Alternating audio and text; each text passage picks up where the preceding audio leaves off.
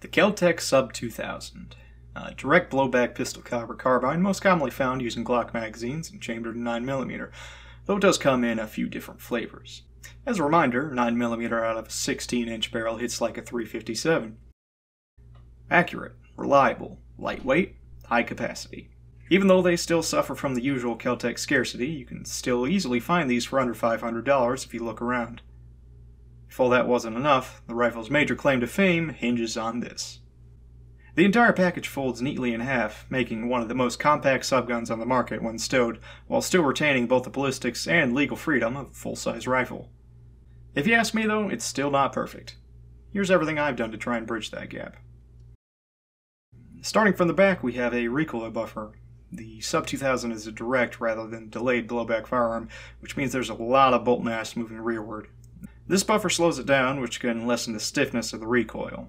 Now mind you, as a 9mm, the recoil isn't that much, but every little bit helps. Now mind you, if you still want to be able to lock the bolt open to the rear, and this will come into play later, you'll need to take the buffer down to just one section. Now this means that the recoil mitigation is going to be substantially less than what it would be at the full size, though it is still present and still slightly noticeable. The Sub2000 only has a metal tube for you to rest your fat face on, so a rigid foam cover also helps in the comfort department. Also, that steel cover can get pretty cold, so it helps there as well.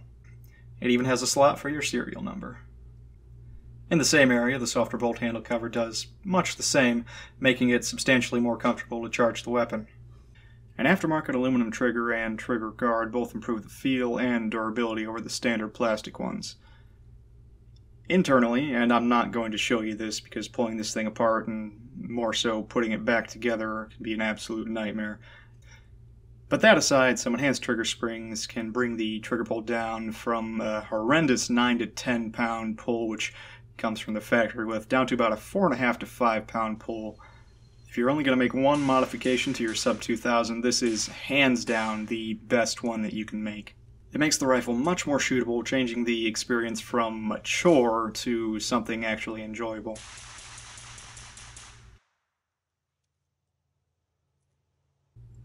Moving forward, the optic swivel mount allows the rifle to still fold neatly while still having the advantage of an optic, which in this case is the Primary Arms Advanced Micro Dot. I'm a huge fan of these optics. They're very nearly aimpoint quality at a fraction of the cost, and I just can't get enough of them.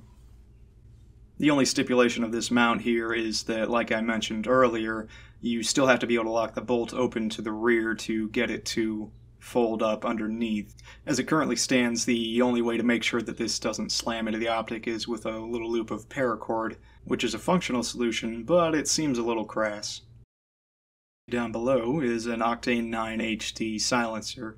I keep it underslung on the bottom Picatinny rail where it stays out of the way when not in use, while the 34mm quick detach scope ring I keep mounted to it lets me attach and detach it rapidly.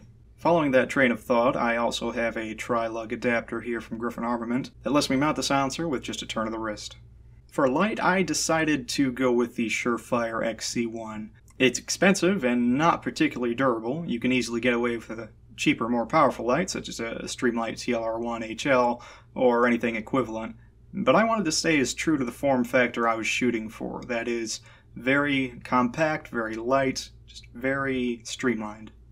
But why have a light at all? In my experience, you never need a light right up until you do. The best part of the XC1 for me is you'll never notice it's there in the meantime. Topping things out at the muzzle is a 1.5 by 28 3-lug adapter from HK. It lets me mount the Octane in a split second. Invaluable if you're in a hurry, convenient if you're not.